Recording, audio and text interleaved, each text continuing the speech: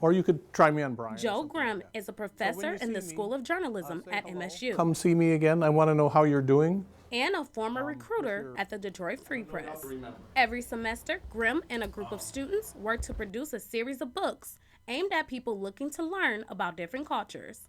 Through the guides, students help to bust bias and expand overall cultural competency. The idea is that there's a lot of questions that people have about people of other cultures that they might be afraid to ask because they don't want to seem dumb, or they don't want to ask them because they're afraid they might offend somebody. What are some of the main goals of the series?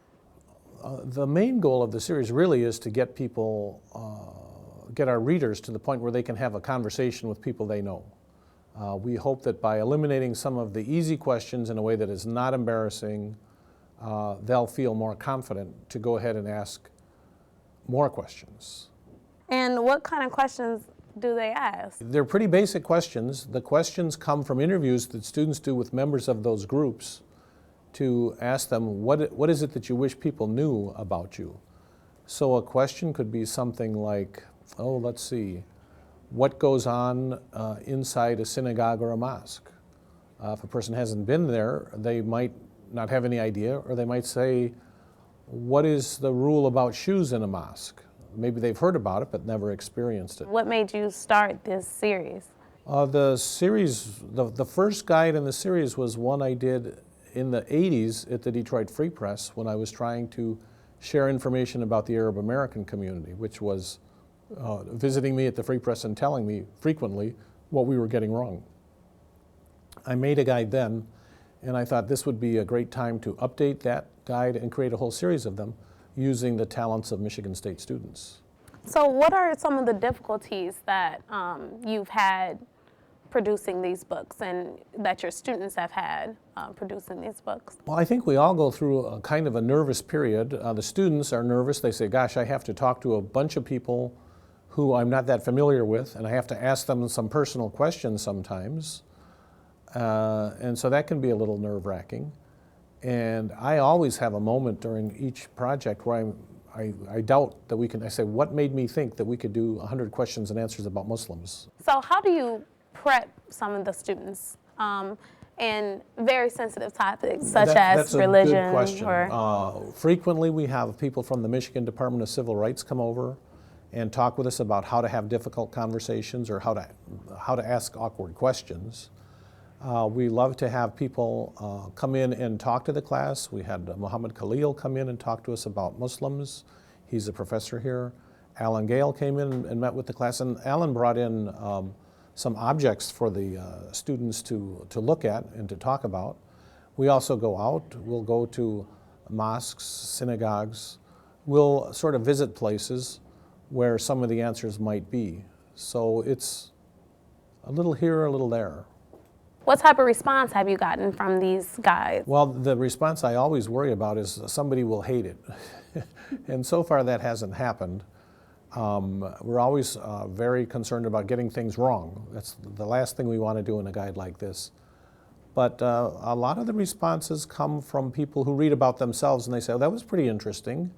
I didn't know people had that question about me. Or they might say, you know, I never really knew why we did that. And so a lot of the responses are about people being enlightened. What have you gained from this experience personally? Well, I've learned a whole lot about team building and collaboration. On every guide we do, we have, of course, the students, and each member of the class and the professor must interview 3 or 4 or more people from the group to ask them what questions you think should be answered. And then we have another circle of people who help us by writing introductory material like forewords and prefaces and introductions, and the people who talk to the class. And then there's another circle of people who are experts and who read the guides to tell us if we got them right. They'll not only read the questions we come up with, but they'll also read the questions with the answers after we come up with those answers. So what qualifies you to produce these books? Do you have any qualifications that you do hands-on that produce? I have no qualifications.